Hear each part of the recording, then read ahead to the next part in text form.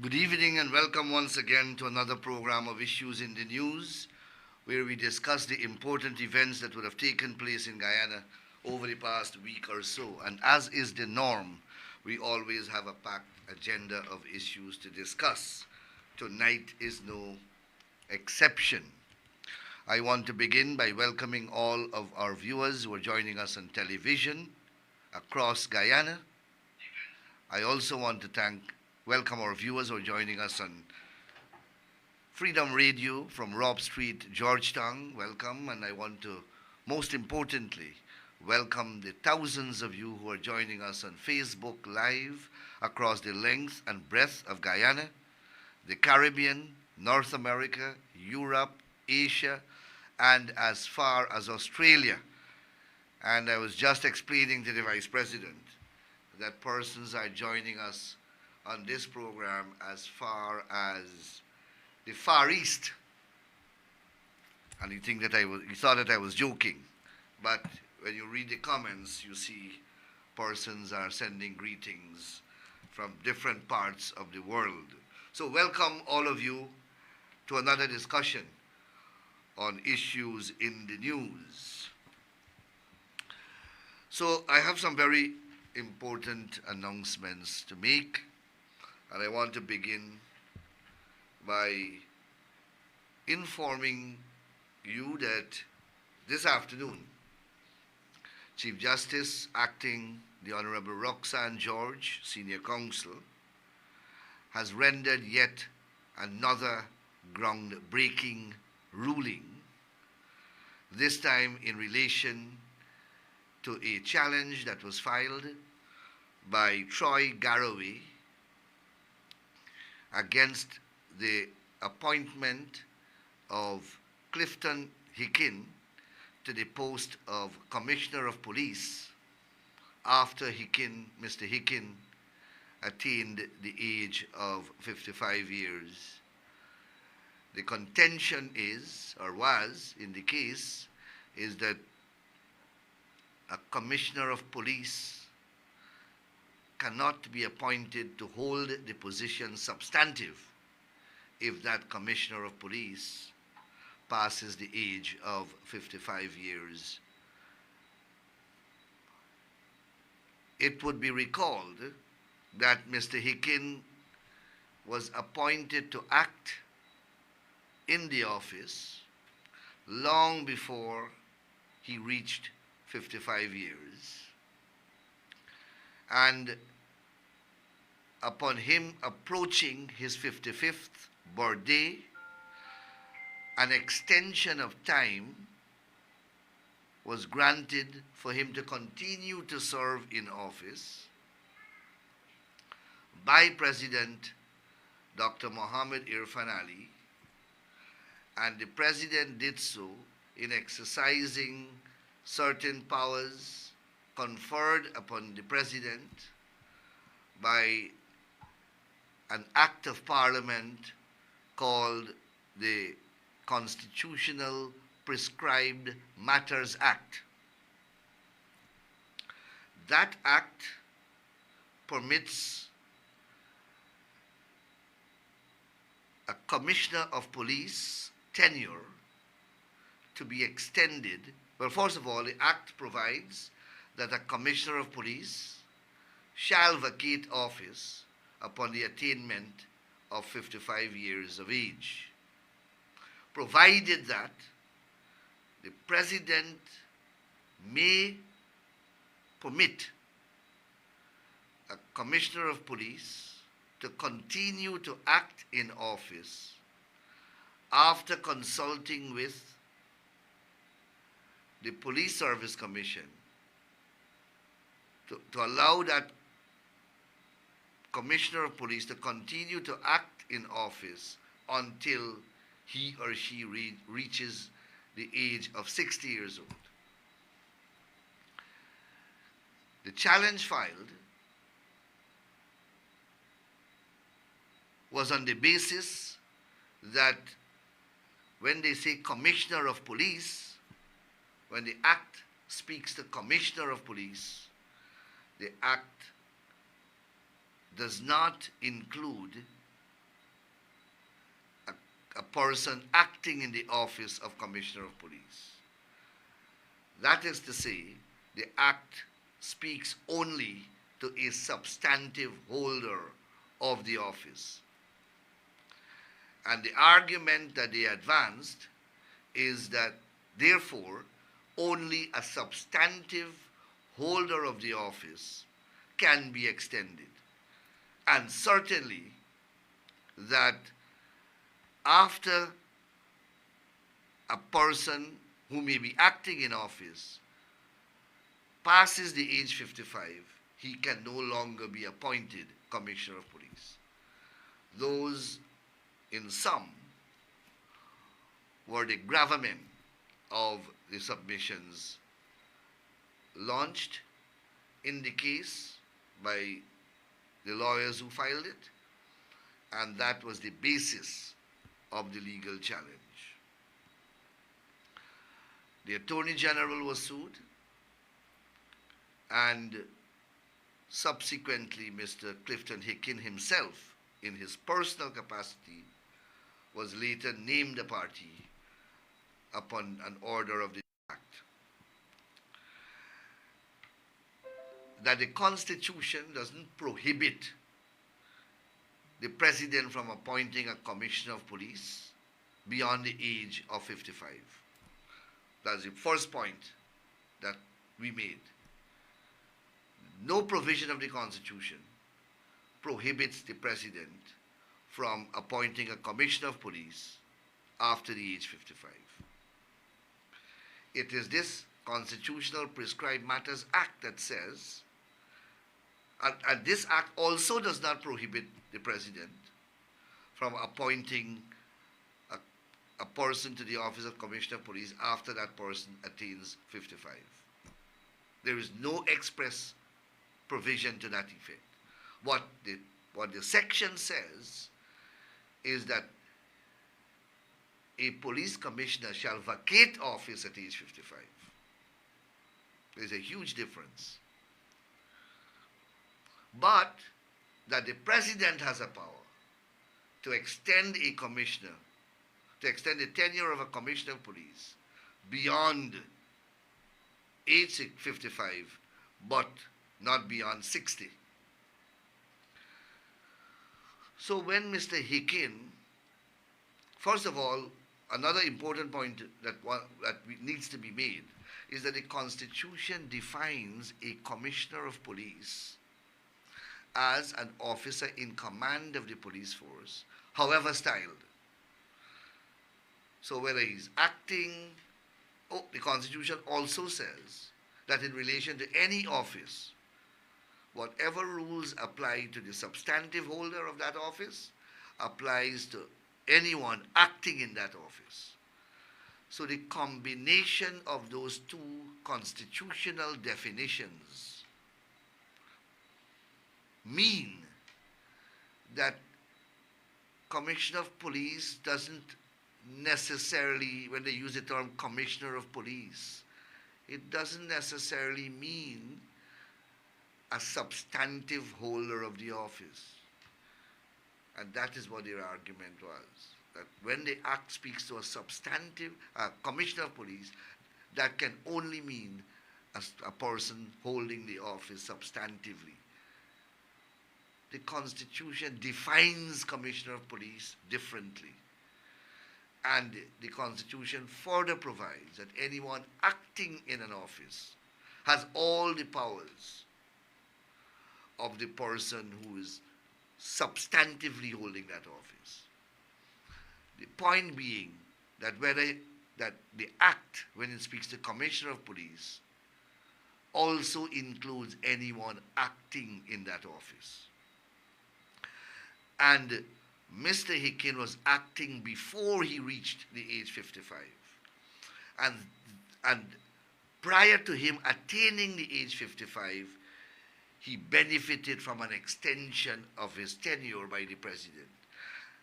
Therefore, when the Act says that he shall vacate office upon the attainment of the age 55, that doesn't apply to Hickin because he had already been extended beyond the age 65, beyond the age 55.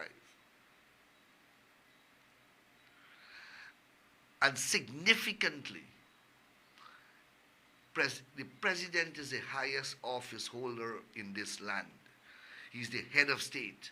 He's the supreme executive authority of Guyana.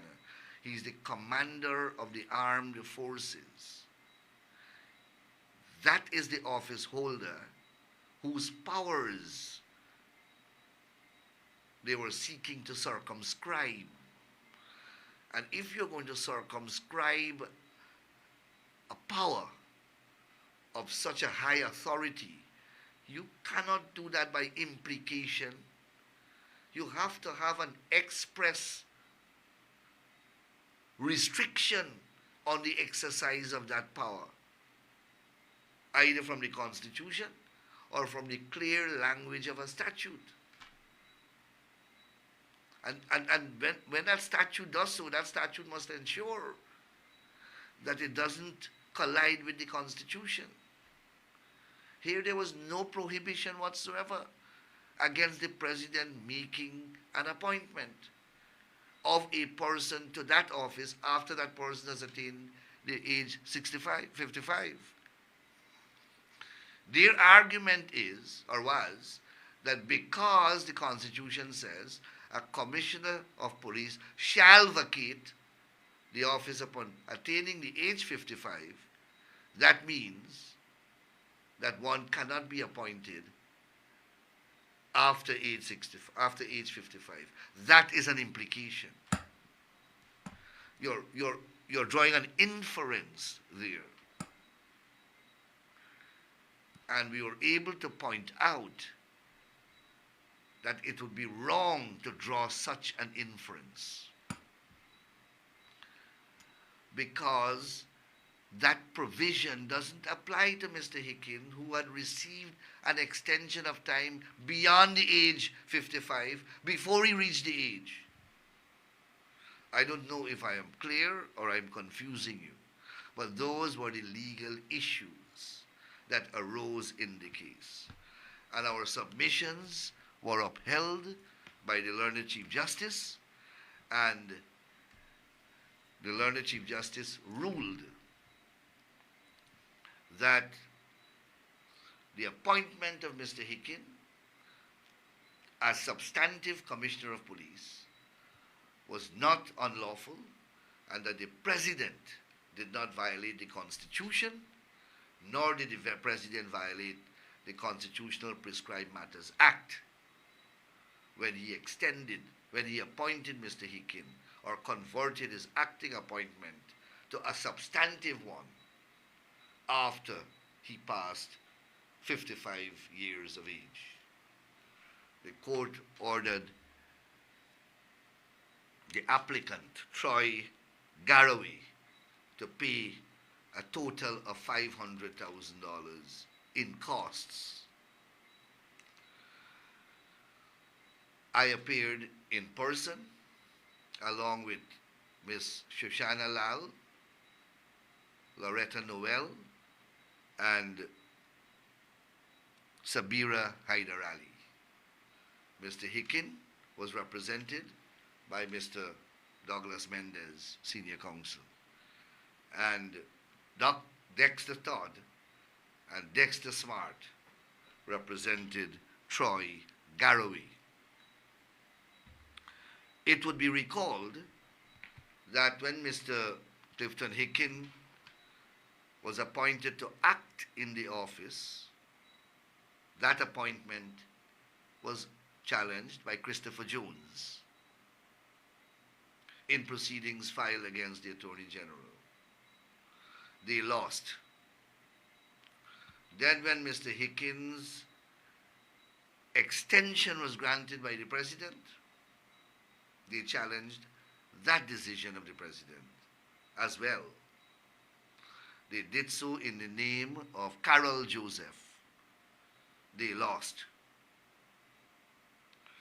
Now when Mr. Hicken was appointed substantively Commissioner of Police, they challenged that decision as well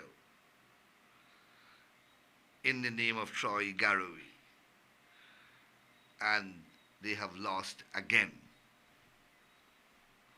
I remember great debate in the press when this case was first filed, and when I said publicly on this program, and my views were carried in the news, in the press, I was widely criticized by the street corner lawyers. You know, we have a lot of street corner lawyers in Guyana and on the social media. Some of them are retired senior police functionaries, and whole day they write in the newspapers about law, and none of them ever see a law school. They never went to no law school or went to any university to study law, but they know law more than most lawyers. So they have commentaries on Facebook and they have letters in the newspapers that condemned me and say that I am incompetent and wrong, and how can a commissioner of police be appointed after he has attained the age 55? Well, I have just demonstrated how.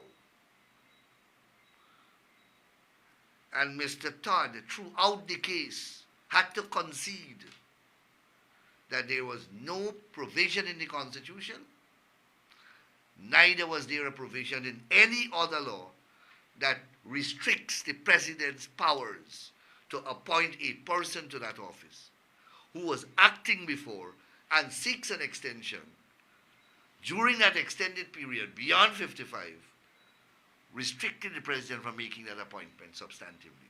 They couldn't point to any law that says that. They couldn't point to a single provision either in the Constitution or in any other law.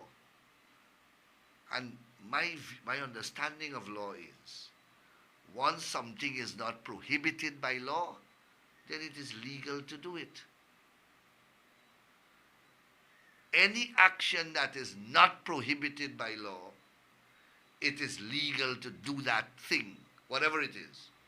And that simple commonsensical principle sometimes eludes the best of lawyers.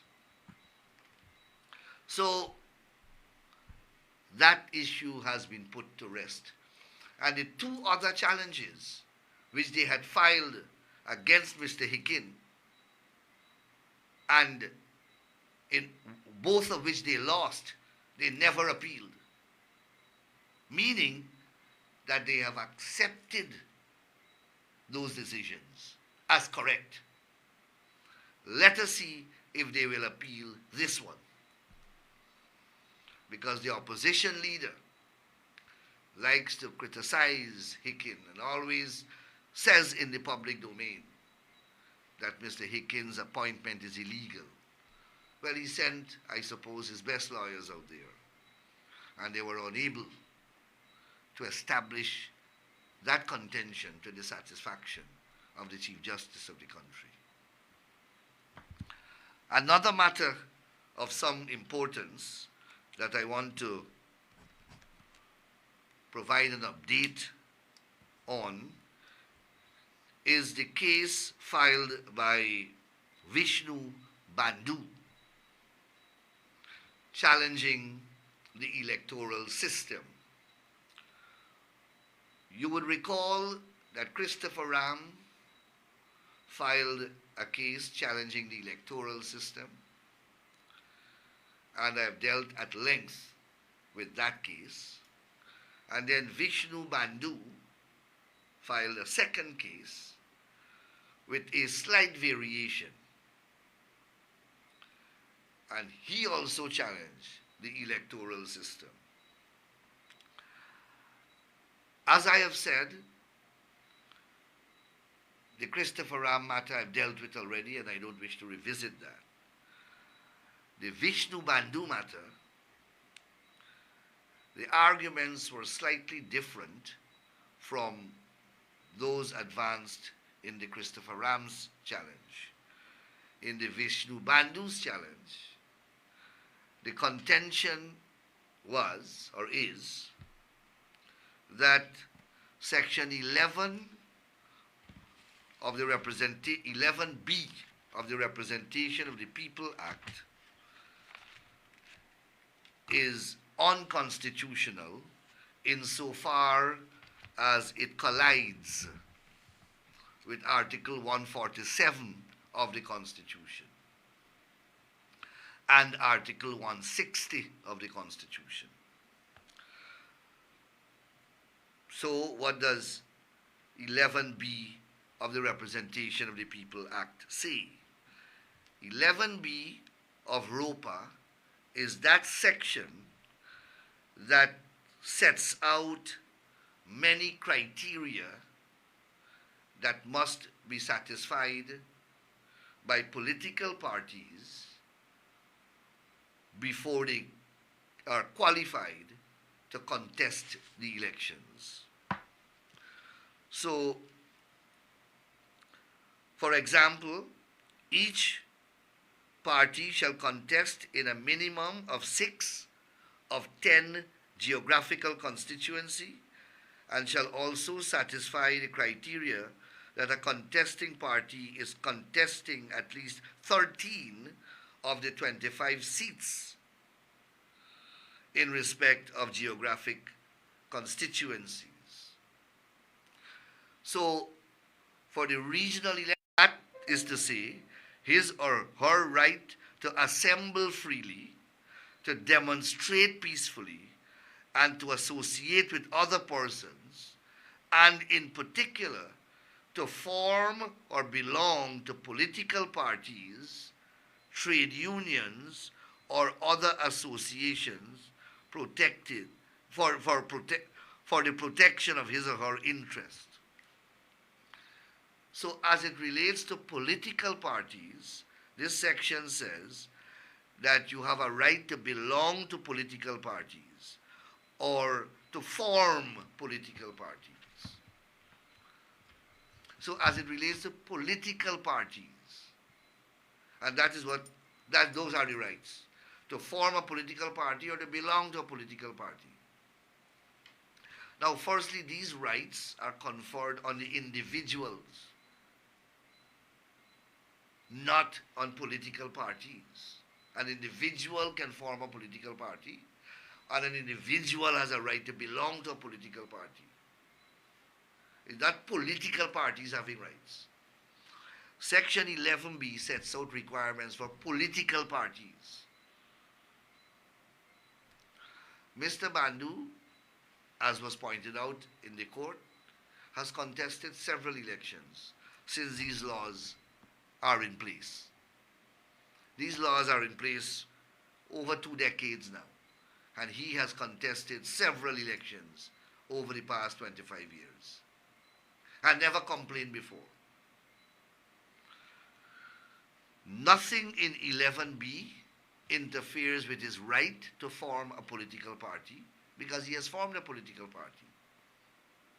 And that is what the article in the Constitution confers a right upon him in relation to. Nothing in 11B affects his right to belong to a political party because he belongs to a political party. So where is the conflict between the section, the ROPA, and the Constitution? You can only strike down ROPA or any law if it is inconsistent with the Constitution, if it collides with the Constitution.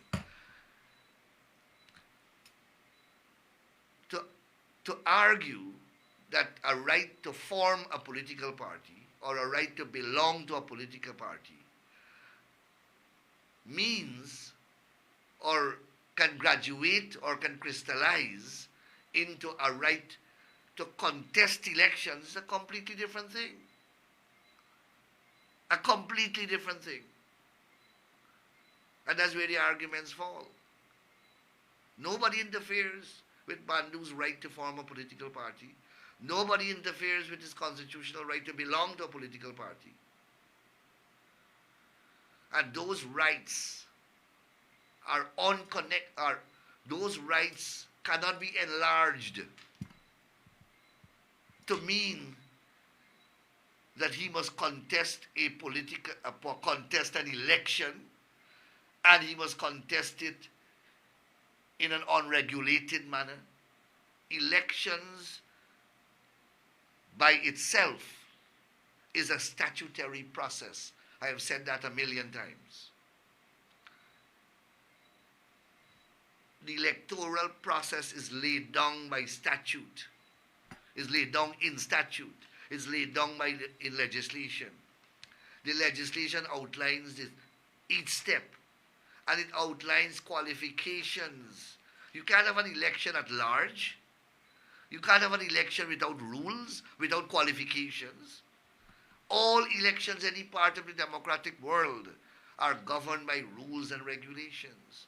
And if you want to contest the elections, you must comply with those rules and regulations.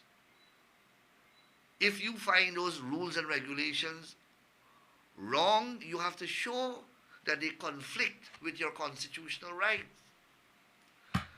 Not because you can't comply with them, it means that they are wrong. Not because you think that they are too burdensome, it means that they are wrong. To show that they are illegal, you have to show that they collide with some aspect of the Constitution. And that, in my humble view, Vishnu Bandhu abysmally failed to do. The decision in both Vishnu Bandhu and Christopher Ram, because they were of similar issues, the judge decided that they will be heard together. And they were both heard by the Chief Justice. And that decision is pending, and we are told will be delivered on the 29th of July, because Vishnu Bandhu's lawyer insisted that the decision must be given before the elections. So we are going to get those decisions on the 29th of July later this month. Importantly, Mr. Bandhu was represented by Senior Counsel Roysdale Ford. And of course, it's the Attorney General who was sued. So I appeared in person. Now let's get into the politics. I have about half of an hour more.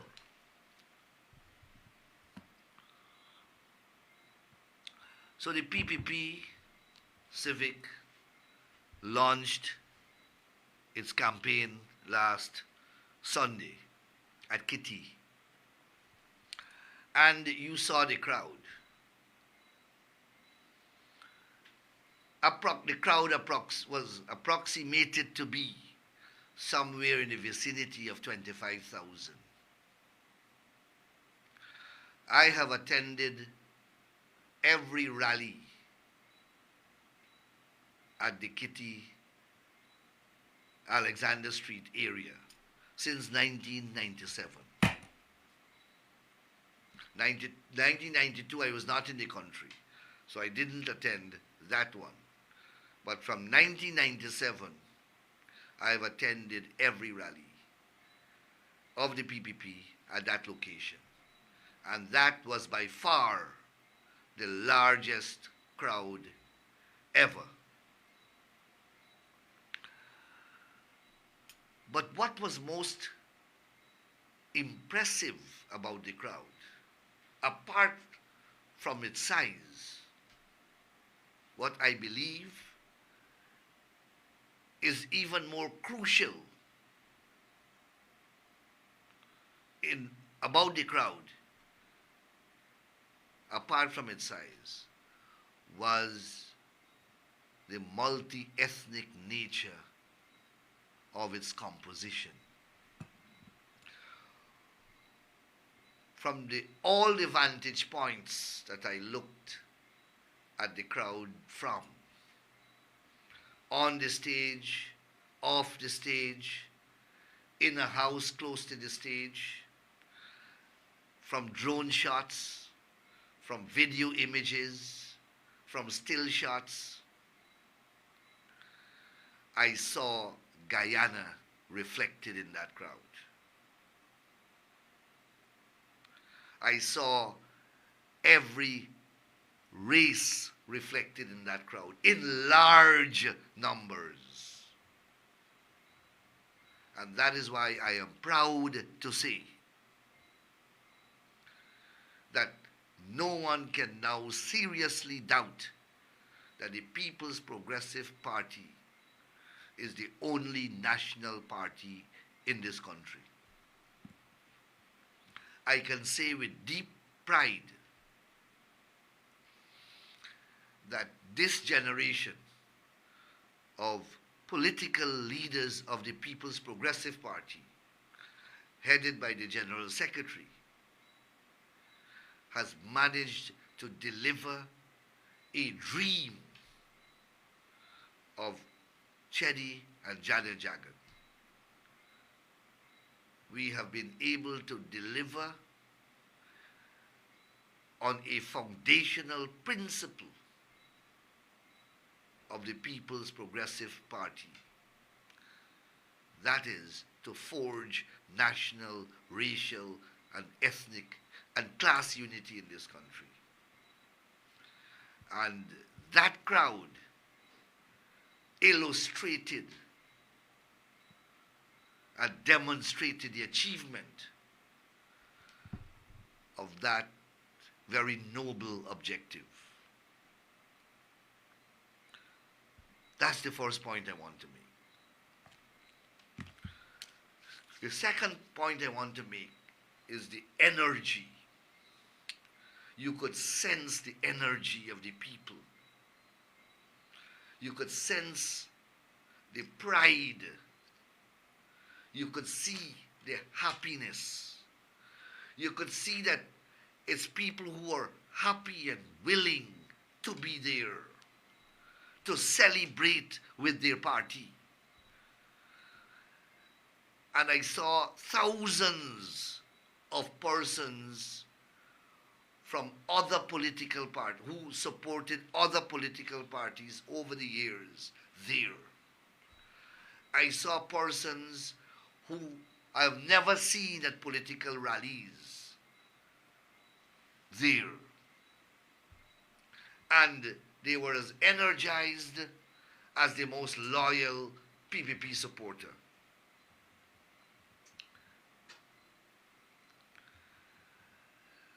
And the question that must be asked is why? The reason I would furnish is that the people have lived the successes of the PPP. They are living the transformation that is taking place in the country. They know what was promised to them in 2020. And they saw that not only were those promises delivered, but much more were delivered. They know, or they have come to realize, that this is the only party that they can trust. They have come to realize, and I'm speaking specifically about those who may have been in doubt, they have come to realize that this is the only party that has the future, that can develop the future of this country.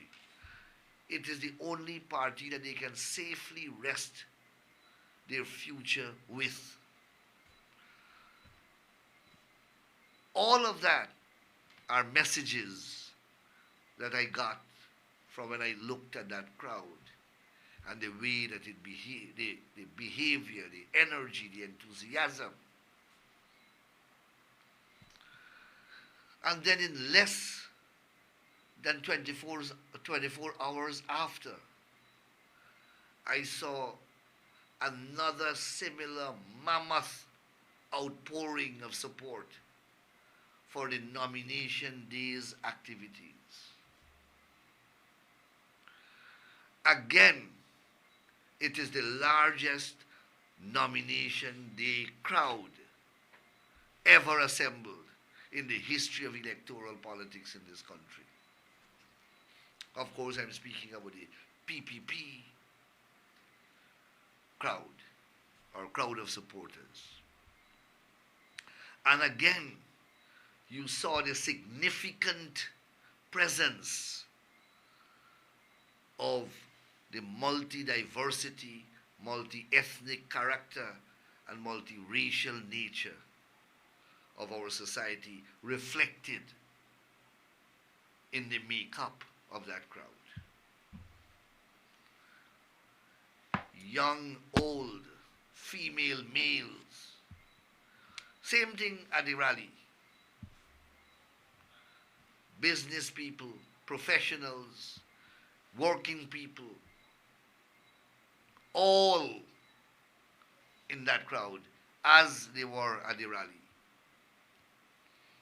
And they walked through sun and through rain to ensure that our lists reached to Yomanayana safely. And then the list itself, when you examine it, and it will be made public shortly, you will see again that every geographic corner of this country is represented on that list. Every class of worker is represented on that list. You have, in terms of geography, all the regions, every corner of every region in this country has representation on that list. In terms of working class and working people, you have from the professional class, you have from the rice farmers, you have the rice farmers, sugar workers, ordinary office staff, housewives, you have the business community, you have professionals, you have miners, you have teachers, public officers, you have construction workers, you name it, they were there. They are there on the list, sorry. And then in terms of gender balance, we more than satisfy the 1/3% or 1/3 female requirement on the lists. We satisfy that easily.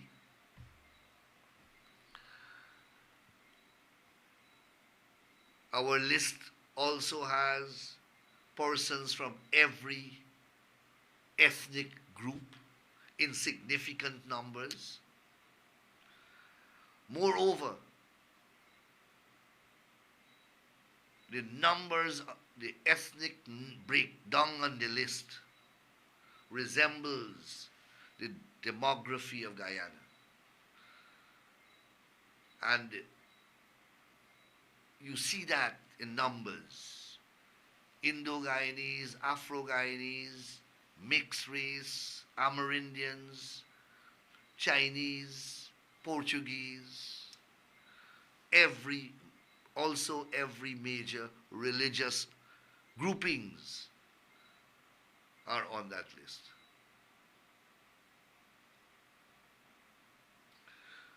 So the list itself represents the list of a national party. And it has many of the persons who supported and were leaders of other parties and who have come over and we have embraced them. They are on our lists as well. And we found space for everyone. Youth representation is there. We have experience, we have maturity,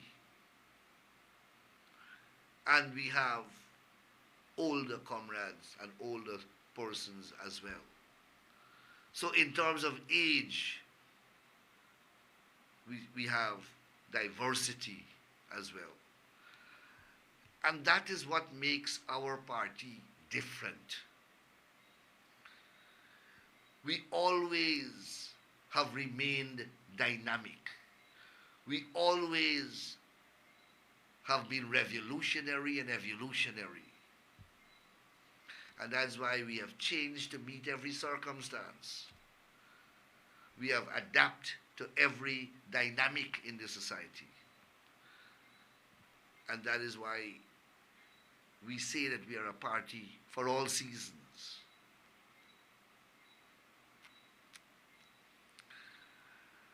So now that the campaign has begun, the work will now intensify. And to supporters and party comrades who are listening, you have to keep this energy up. You have to go into the communities now, hit the ground running, house to house work, attend the community meetings, attend the rallies, talk. We have to do the work. We cannot afford to become complacent. Don't become overconfident because of the large numbers that you're seeing. Crowds at rallies and crowds at meetings, while they're very, very important, they do not win elections. So the groundwork has to be done. Elections are won on elections day and by ballots in the ballot boxes that are counted. And work is going on in every community in this country in that regard. But let me spend some time with the other political parties. Well, the APNU is nursing and limping, is nursing its wounds and is limping along. I heard Mr. Norton, as he attempts to speak with great bravado, calling how many doctors he has on his lists. And he says that someone asked him about women on the list. And he says that he has satisfied the 25% legal requirement. The video is public. Well, there is no 25% legal requirement for women. It's a 1/3, 33, and a 1/3%. So if Mr. Norton has 25% women on the list is defective. And that comes from his own admission. And one of those many doctors who he has on that list should advise him that 25% is 33 and a 1/3% if you're going to speak percentage. But the law speaks to a 1/3 women presence on the lists.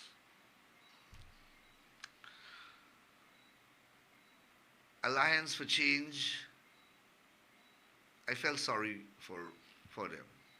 It was a very touching sight to see the few scattered yellow. I felt really, really bad for Nigerians.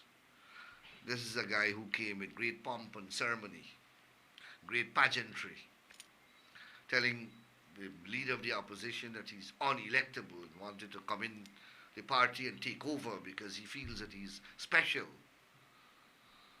Well, he has been reduced to size.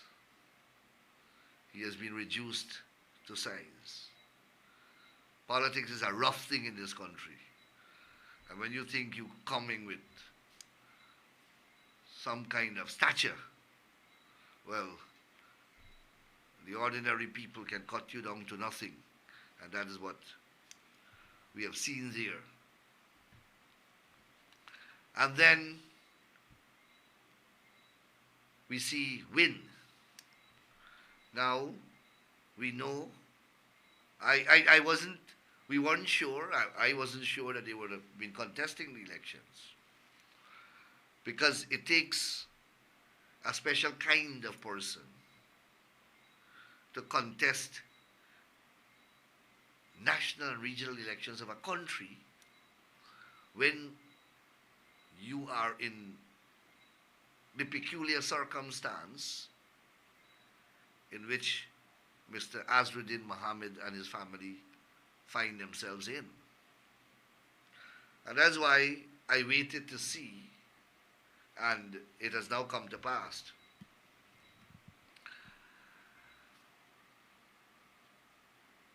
I am not sure, I don't want to deny great persons. Every persons have a right to support a political party of their choice. And I, as a lawyer and as Attorney General, as a human being, I respect that right and I will advocate for its respect and for its enforcement. So whoever chooses to support Win obviously has a right to do so. But I hope that they appreciate the consequences that will flow from their support and their associations. I heard the argument that the sanctions only relate to the business. Now that is far from the truth. The sanction is personal and it relates to the business. And the sanctions are also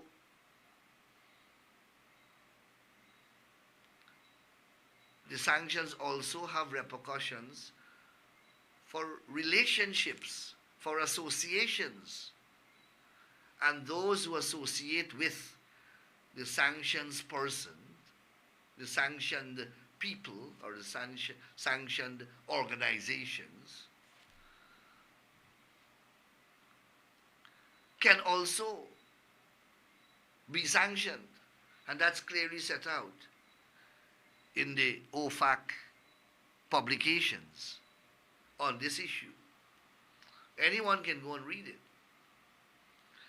I heard it also being said that only American citizens and only American businesses will be sanctioned. That is also not true. Any person who does business with a sanctioned person can be sanctioned. And it is for that simple reason that two eminent and distinguished senior counsel parted company swiftly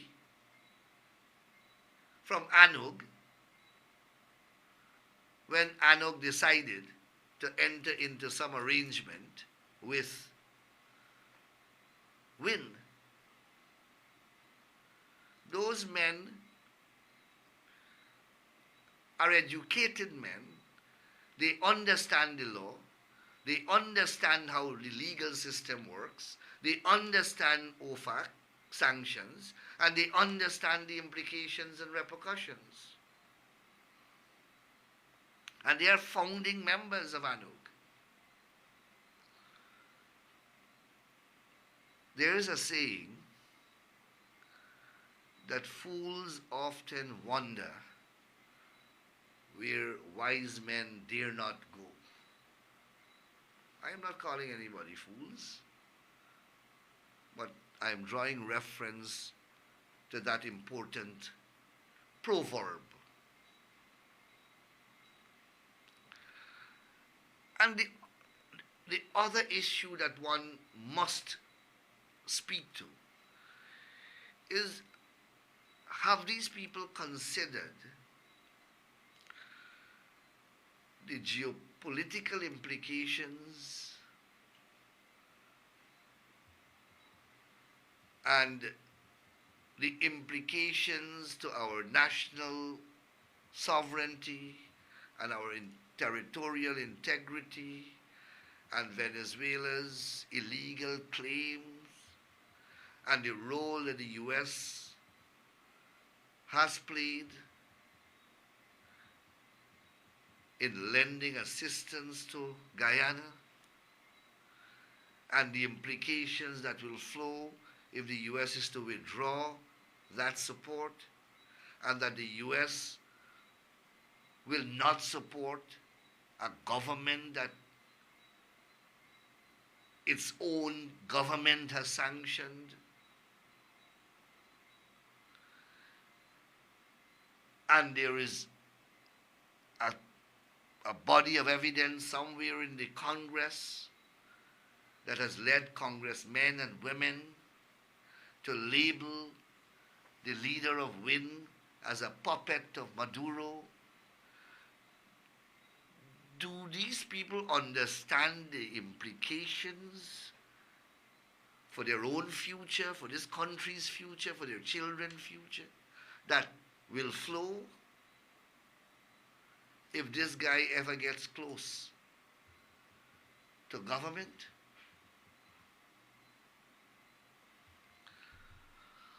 But most importantly,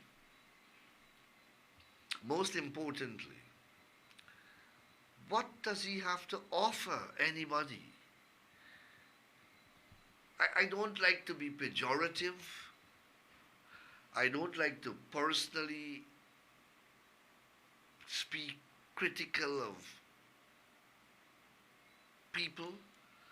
But this is a person who is putting himself up for the presidency of the country.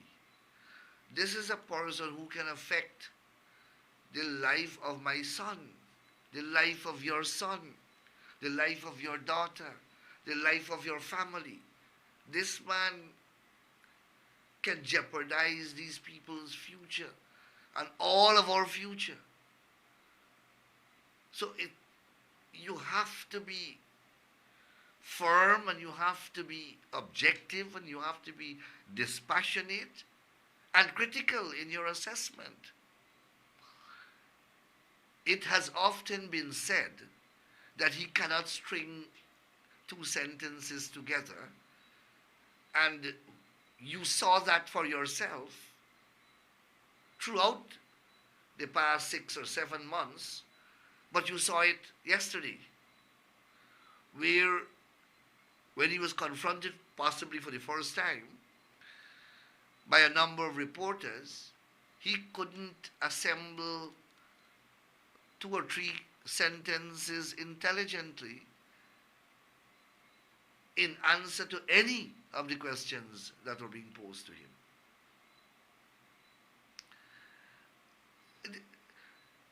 Running a country and forming a government and going to parliament is not a show boy thing. This is not wearing sunshade and fancy clothes and throwing money around that you have never worked for. This is representing people who are putting their trust and their lives and their livelihood in your hands, and they are expecting you. I mean, they may be ignorant to think that you can do it, but still, there is a duty that you owe. And if you can't deliver, then you should not put yourself up. And this guy, and I'm speaking here with no ill will, no malice, no spite. I'm speaking here as a genuine Guyanese, because I care for what happens in this country. And those people who are following him are Guyanese. And at all times, I would want to look after their best interest, even though they don't support me politically.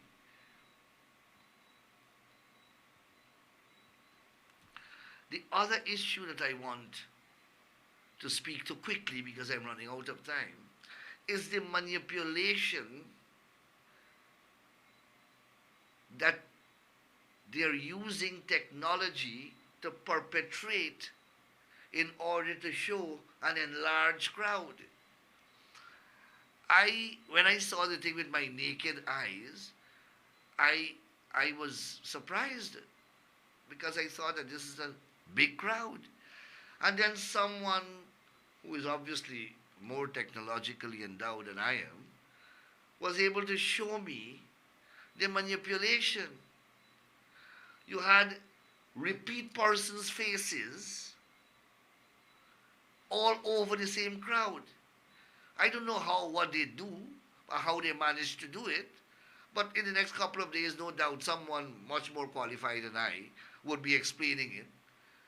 But the thing was highly conjured up, and it was an illusion. And apparently you can do that and make a small gathering look large.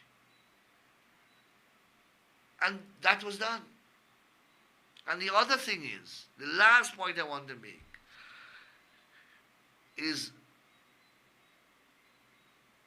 this party has, I don't know if it's 1,000 or maybe several thousands of fake persons on the Facebook page, on Facebook, on social platform. I am tired blocking them. Every time, like how I'm talking about them here now, they would be like red ants on me here right now. They're crawling out. They are all kind of name. Pussycat, dog face, Gilbaka head, all kind of names they have. And they're cussing and they're vile and they're profanity and they're putting blue hearts all over. You look at this program after. Go back to this page after and scroll it and you will see how many of them. And you click on the profile and you will see that is either a locked account, it's no person, they don't have any photograph, they have a photograph of a dog or a donkey or something like that. So it's not a real profile, it's not a real person. The account is not real. But they have a couple of people, I don't know how many, in some building somewhere, who are operating that keyboard, like keyboard warriors. And they inundate you with these comments. So when you see at 40,000 likes and 5,000 comments, they are doing it themselves. But it's only one time you can vote, you know. You may have 50 fake profile. It wouldn't translate into 50 votes. It's one vote that you have. So that other illusory exercise that is being engaged in, one to deceive, to let people to create the impression that you have this large following, that will also, the truth never hides for too long. So that will also be unmasked. But as the campaign continues now, in fact, as it heats up, we will now have greater